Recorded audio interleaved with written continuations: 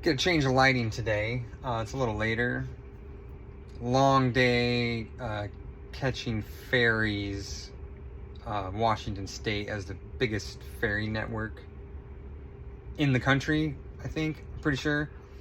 So I had to go over to Seattle today and grab some stuff, jump on a ferry, and come back home. So it was 86 degrees outside today.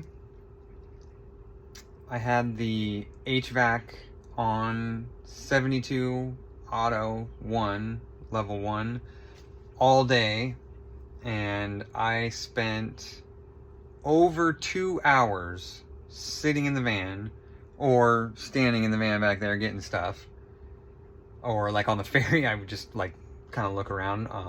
So the whole I'm saying that the whole entire van was pretty much at 72 degrees inside here. It wasn't hot. I probably sat for an hour and a half in here just waiting in parking lots. The ferries, the parking lots are in like full sun. 86 degrees outside, 72 in here. I watched the estimated range dial because I was like, this is gonna affect the range. Like, I've been sitting here for 2 hours with the AC on. I don't know what I thought. I just figured I would see some kind of like draw to it, and 3 miles? I think I lost 3 estimated miles, but I don't know. I would almost think that that is not because of the power draw of the air conditioner, the heat pump working. I would say it might be more the algorithm that's trying to constantly calculate how many miles it thinks I have left. Is probably based on my current driving behavior, and you know, if I only went whatever the time window it is it uses to calculate what my driving is being like it probably thought I was stuck in some massive traffic jam for the first half an hour or 20 minutes or something, so it didn't change anything. I don't know, but I was thinking that it would affect it more, but it only affected it 3 miles as far as I could tell. So today I have been in the van driving. So as soon as you turn it on and start it, it starts a timer. I reset it in the morning to see how my day was. I have been in the van for 6 hours today with the HVAC running at 72 all day. After 2 hours, 3 miles off of the estimated range. I ran my vacuum in here today. That draws 1200 watts continuous. I ran that for 5 minutes just to vacuum out the back. I'm still super impressed and super aware of the little nuances that need improvement, but really good stuff. I had 9 sheets of sheetrock in here today. That's how much I have in here today. Or now, I brought the sheets to a job site and I used the vacuum to clean up the debris in the back, because the vacuum's in here. All I have to do is unwind the cord and plug it in. Superb. That is, like, what am I really going to do with the 20 amps available in the back on the 110? Like, I'm not really, I mean, I guess I could cut some stuff on a chop saw or a tile saw if I just needed like a quick in and out. I didn't have to run an extension cord to the house, or I couldn't, vice versa, or I don't have to bring the saw far away from the van. I can just set it up right out the back of it and plug it in and, you know, use it a couple times and then clean up and be done. So I was like, oh, you know, that's a great feature. That's cool. I really like having the outlets back there. That's nice. But I'm like, you know, no one's going to run everything off of their van all day long. But when I realized that I could plug the vacuum in, that was stoked. Because, like, I mean, yeah, it's a work van, but it's also my work van. And I want to keep it clean. So I was pumped when I thought of that. For some reason, this 12-volt outlet does not work. This is a known trusted, and it works in the one they give you up on the dash, but it does not work. I don't know why. I haven't even found the fuse panel yet. I haven't had time. I still haven't read the owner's manual. And I don't think I want to. Unless I, like, am really like, I don't think that's how that should be. Because I think it's kind of fun to, like, learn about a new vehicle and a new drivetrain all together.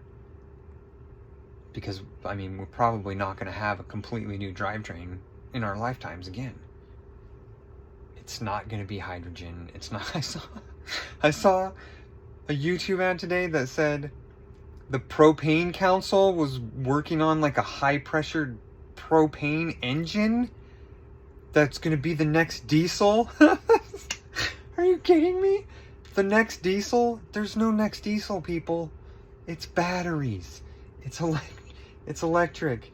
I saw on the YouTube channel called Climate Town, he did this deep dive into like the propane industry. It's freaking hilarious. Climate Town, like you should look that up. The ads that they ran and just like the whole like big tobacco like marketing campaign they tried to run to get everybody to think that propane cooking was the best way to do it.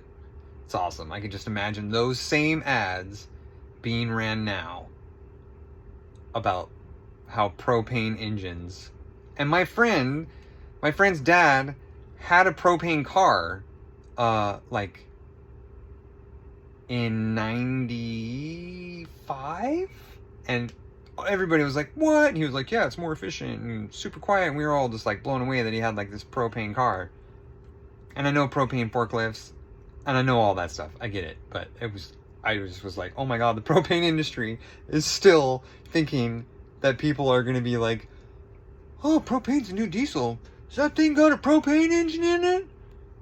I just thought that was hilarious. I got a lot of more things to talk about. We're going to do walk around, looking underneath it and looking what's in the engine compartment. It's crazy. Like you can, like, this is a Ford Transit body and frame that has basically been converted to electric. Like it's done to OEM spec.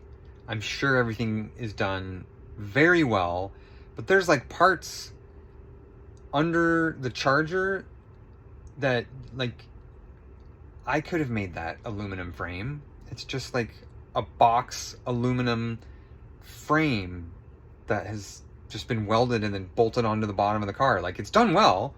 I'm not hating on that, but like there's still a transmission tunnel.